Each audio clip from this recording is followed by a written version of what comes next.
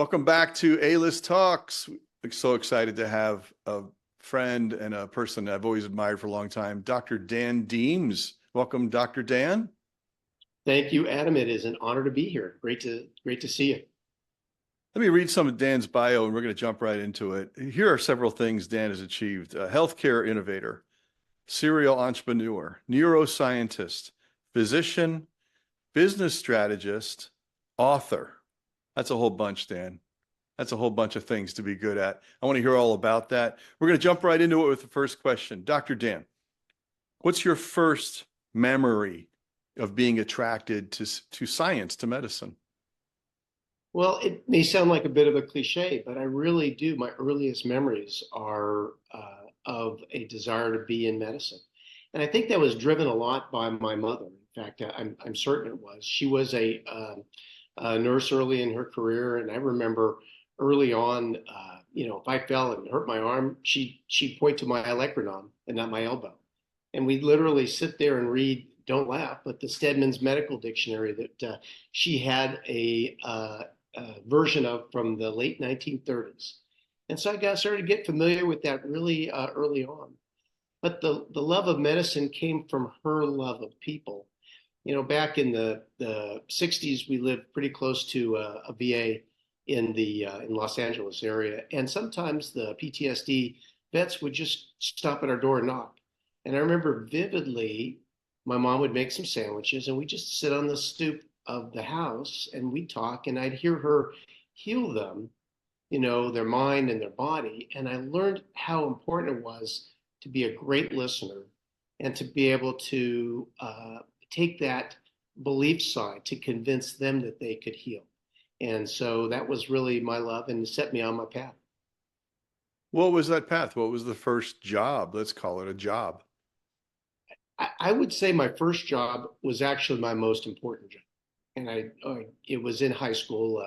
Back then, you could start working full time basically at age 15, and I worked in a machine shop. And my first job was also my greatest mentor, and Mr. Klaus Schneider. He was a German machinist, and he taught me the importance of precision and hard work. He was always there before everyone else, and he was there after everyone else. And he saw something in me. He was able to push me, and I discovered that the human body has extra gears like a motorcycle. He pushed me, and I could do more than I thought I could, and then he pushed me more, and I could do more than I thought I could. And really, he gave me that knowledge. And I would say the one thing he taught me that stuck with me and still has with me today is he used to say, "You go fast where you can go fast."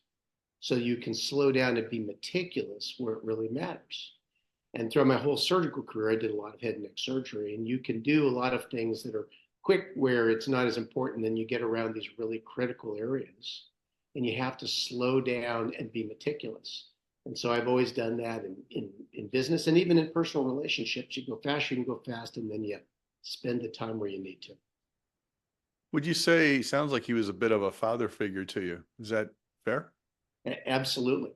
But he was also very, very hard. He was hard on himself and he was hard on me as well. Because I think he saw something in me.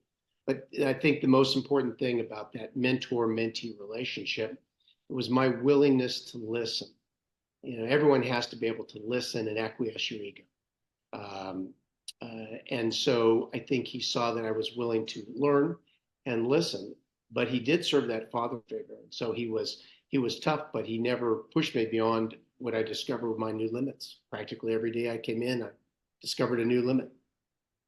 What would you say the biggest piece of advice your mentor said to you back then? Is there any one phrase that kind of echoes in your head when you think of him? It literally was that exact line. You go fast where you can go fast.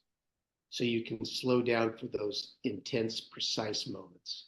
And it is literally stuck with me for my entire career. Sounds like good advice. What's a really good decision you made along the way, and go, from way back then to now? When you look back on your careers, multiple, what's a really good decision you made? Um, one of my best decisions, believe it or not, was sitting in college, and I was, I thought I was big man on campus as a junior, and I was listening to this introductory kind of neuroscience lecture, and all the other people in the class were freshmen, and something tapped me on my shoulder. Can't tell you what it was, but someone said, "Go down and talk to this professor who gave this guest lecture. Don't be the big man on campus. Go down and ask him about his research." And just by that discussion, by overcoming my ego at that moment, he invited me to join his lab. And within a year, I was publishing and traveled from Los Angeles to Washington, D.C. to present research. And it really, I had to get out of my comfort zone. I was in the top row in the corner, and I had to walk down to the front, and I had to acquiesce my ego. And probably the most important decision I ever made. Kind of sounds like you humbled yourself intentionally against your own will. I like the scene from Indiana Jones and the Last Crusade. Only the penitent man can pass. If you remember the scene when the blades come back, you always have to humble yourself. And I would say that's important at every state of life, because if you can't humble yourself, if you can't acquiesce your ego, you can't learn. It's a great question, Adam. Thank you.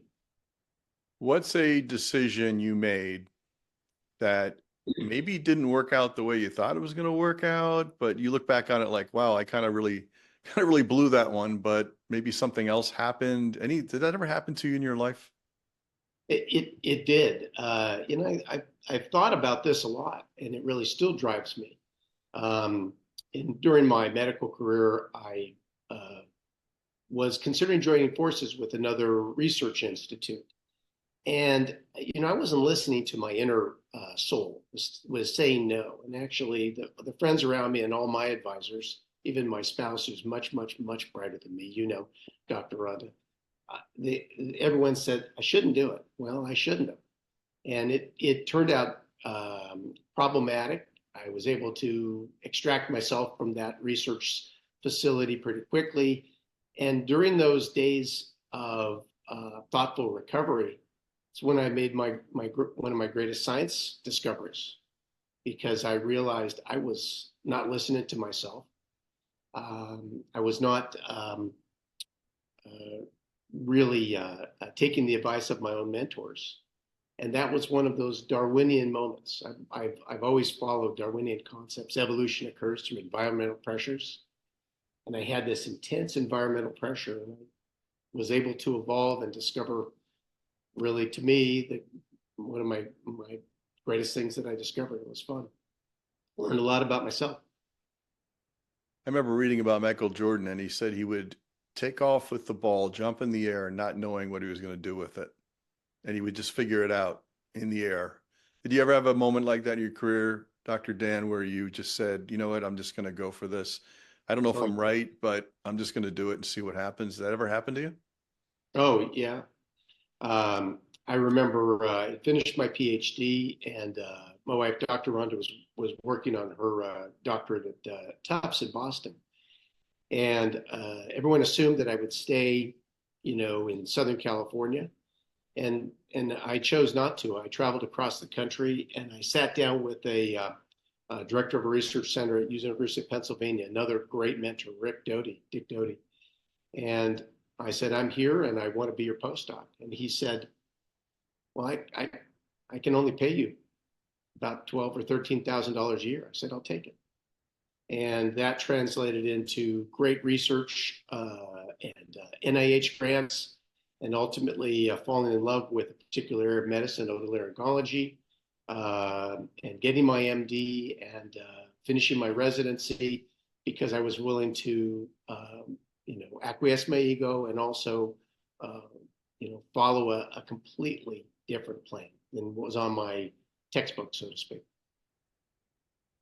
You also helped found a national chain of balance centers, medical centers, 500 locations. That probably wasn't on the playbook back in the day. How did that come to be? How did you get involved with that? It's a great story. Adam, thank you for asking. You know, if I was just making donuts, if I was doing the same thing every day and wasn't aware of opportunities, it would have passed itself by. But Jim Abrams and his son Sean and we were good friends, and we were talking about this possibility and about building physical therapy centers. And I said, you know, we need to add balance to that. And that's when we all put our heads together. And it came as a really spontaneous moment. And I told my staff, I'm going to close the office tomorrow. I'm going to make a presentation to a newly formed board. Um, and we did, and it's been off to the races ever since. And then you've got a whole list of careers here. This isn't one career. That's we checked off healthcare. You checked off being an entrepreneur, scientist, excuse me, physician, but you're also a business strategist, and you're also an author and a researcher. Right. Tell us about, I don't think they teach business classes in med school last time I looked. How did you No, get business skills? you know, really through the School of Hard Knocks. But it was also a couple of really bright otolaryngologists when I was in training who taught the physicians about business. And you're right, you know, the majority of physicians, nurse practitioners, nurses, you learn nothing about business, but you suddenly exit school and you have to run a business. And that's why so many physicians and medical businesses fail. But these two particular otolaryngologists decided on that day for grand rounds, they were going to teach us how not to waste our money and how to invest and what it means to be a business person. And it was very spontaneous as well. And I credit them for, opening that door up. And then a lot of it was through the School of Hard Knocks. You just learn what works and what doesn't. And then probably, and well, certainly my greatest business knowledge came from my friend and mentor and colleague, Jim Abrams, who's truly the brightest, most honorable businessman I've ever worked with. So it's been a joy. So I've learned so much from Jim. He does have a reputation for being honorable in a kind of a tough world that is in those industries. Tell me more about that, Dan. Your philosophy on treating people in business. I mean, you're a doctor. It's your inclination to not hurt someone first, do no harm.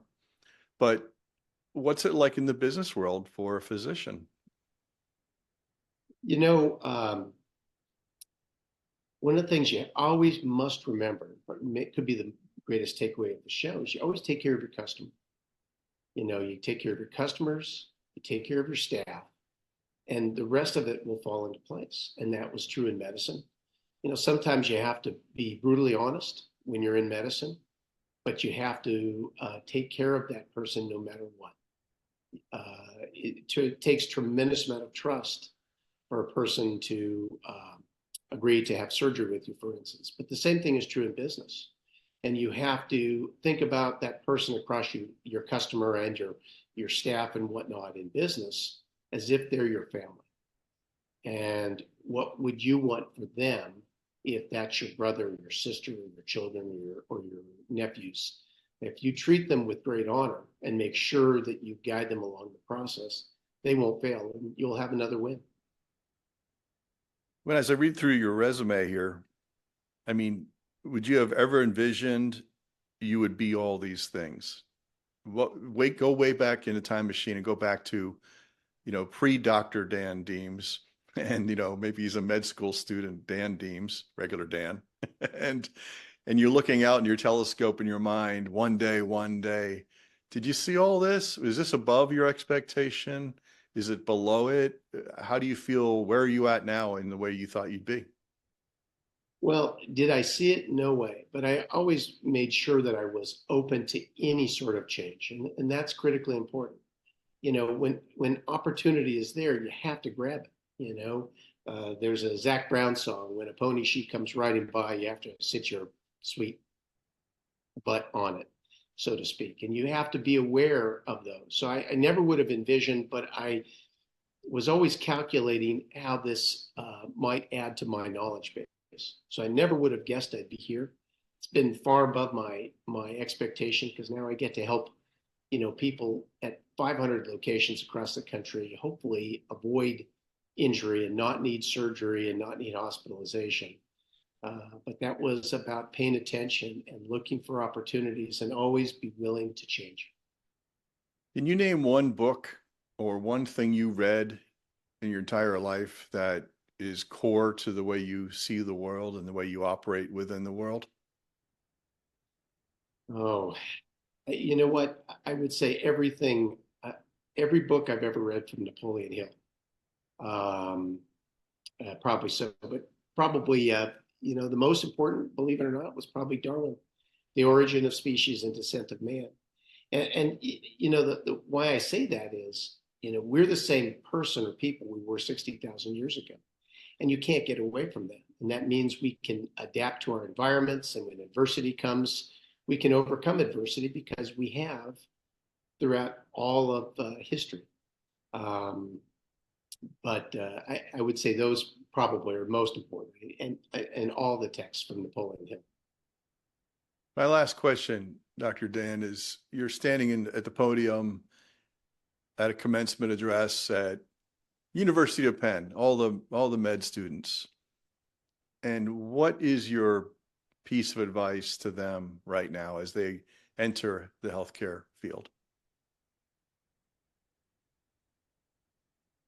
Believe that we haven't even begun to understand the human body, and that the future of medicine will be so outstanding. And to think about the knowledge we've learned of the brain and how much it can adapt during the last 10 years. And I would say to them, when I was doing my PhD, we never would have guessed that the brain could adapt and grow at 80 or 90 or 100 or beyond, but it can. And so the concept that we've stopped learning and there's nothing left to learn, no way, just keep your options open and your eyes wide open, and believe that the future is even better than it is today. That's a wonderful talk. Dr. Dan, thanks for joining me today on A-List Talks. Thank you, Adam. It's been an honor. I love what you bring to your audience out there, and look forward to meeting again.